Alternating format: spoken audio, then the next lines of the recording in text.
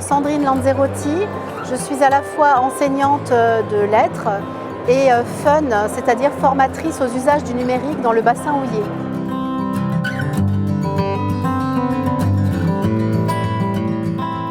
Au salon Educatech et Educatis, j'ai présenté la mise en place d'une séquence pédagogique qui utilisait l'outil du Cube Édito, l'écriture collaborative qui a été mise en place entre un dispositif Ulysse et un cours de français. «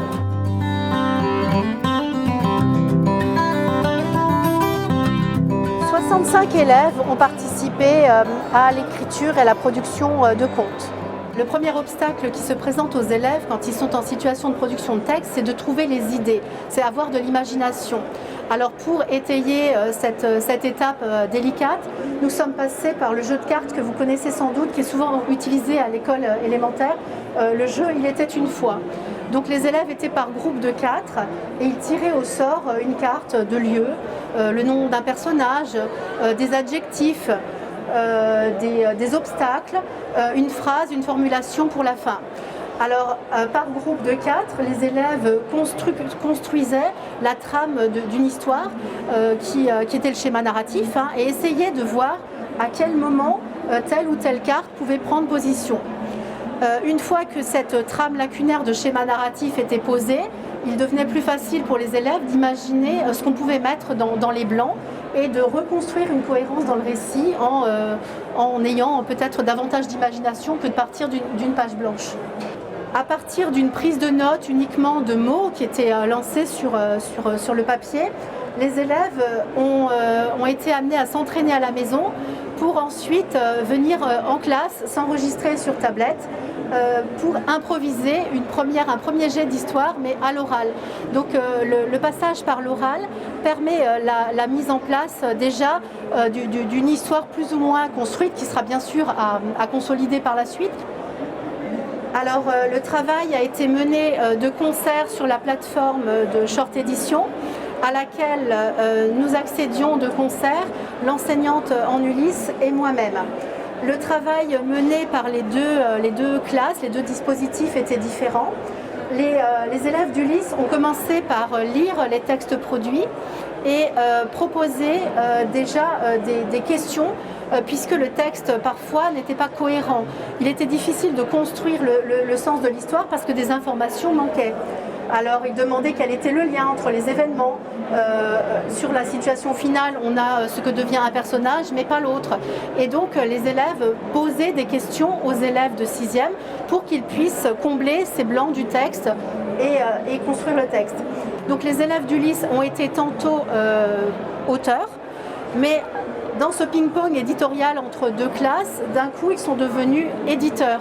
Et ils se sont rendus compte qu'en produisant un texte, il faut qu'il fasse sens au moment où on va le lire. Et donc, eux ont travaillé également sur la chaîne anaphorique et les reprises nominales pour qu'il y ait cohérence du récit.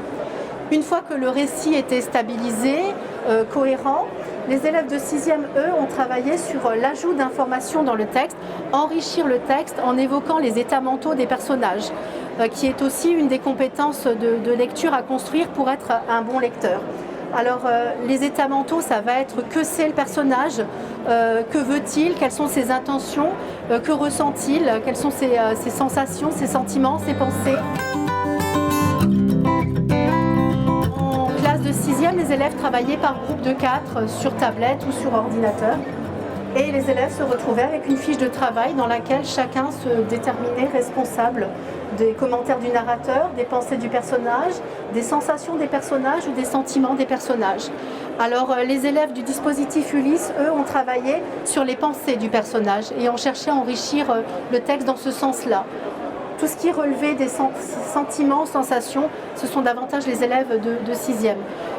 D'ailleurs, au sein même des classes de 6e, dans les groupes, les élèves plus en difficulté travaillaient plutôt sur les pensées.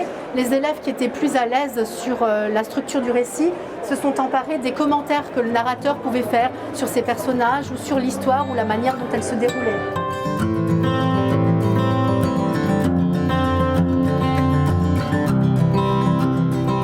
Ce que les élèves ont apprécié, c'est d'être tantôt dans la situation des auteurs qui devaient produire des textes, une situation qui était confortable parce que les élèves étaient en situation d'écriture collaborative, mais ils se retrouvaient à d'autres moments dans la posture de l'éditeur qui recevait des textes inconnus et qu'ils étaient amenés à annoter.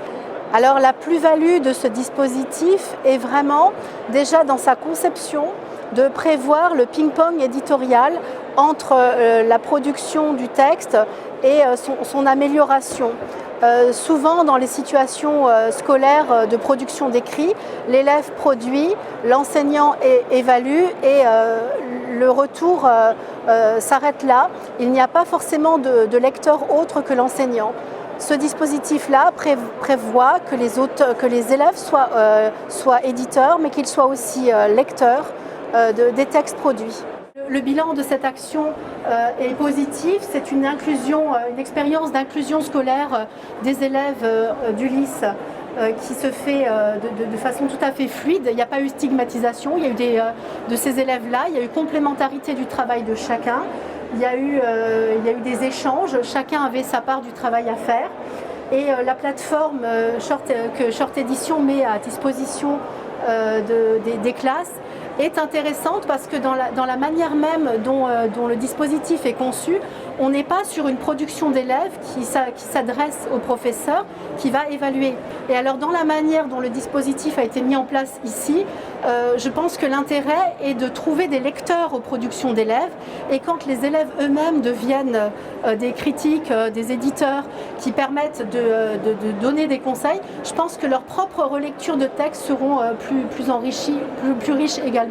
La plus-value du numérique, c'est bien évidemment, je m'adresse à tous les professeurs de la salle, de rendre plus lisibles les productions d'élèves. La valorisation du travail se fait aussi au moment où les élèves se sont enregistrés, parce que lors des dernières corrections, les élèves ont enregistré leur voix en classe et ils ont découvert des histoires qu'ils ne connaissaient pas mais qu'ils avaient envie de lire. Donc s'il y a vraiment un grand point positif aussi à ce dispositif, c'est de donner le goût ou de développer un goût pour les petits lecteurs, puisque les textes produits sont courts.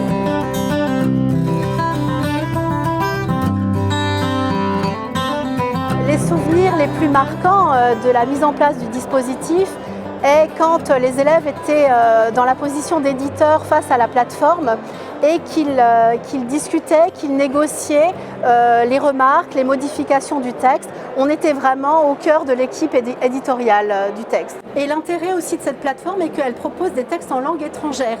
Ça peut aussi intéresser les profs de langue. Moi, le prochain projet qu'on va développer avec cet outil-là dans l'Académie Nancy-Metz sera un projet de rallye lecture franco-allemand. Donc les Français vont lire des textes en allemand sur la plateforme, les Allemands des textes en français.